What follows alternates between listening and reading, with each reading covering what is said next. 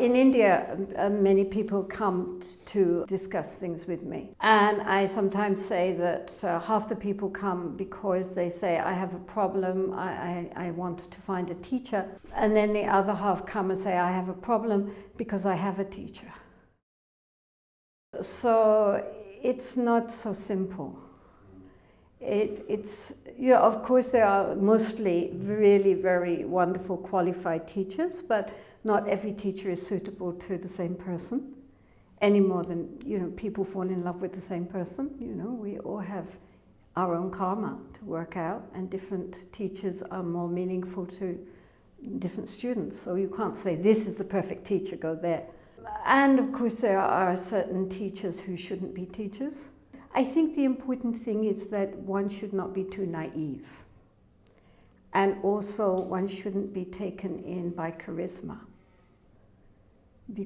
Merely because someone is very charismatic doesn't necessarily mean that they are genuinely qualified.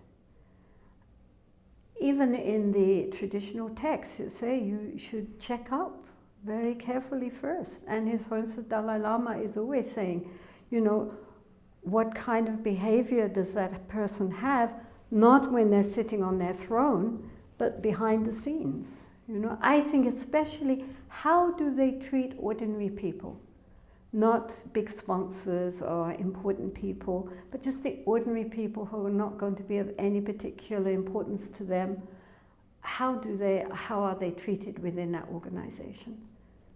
And my Lama, when I asked him about a particularly controversial Lama who he knew very well, and asked him what he thought of him, he said, well, at that level, difficult to say. Wait 20 years and look at his students. Well, for myself, I didn't need to worry, because even though the moment I heard my Lama's name, I knew he was my Lama, so I completely contravened all my advice to other people. Nonetheless, he was a Buddha, so that was very fortunate. But for many people, I would say, look at this Lama's students. Would you want to be like that or not?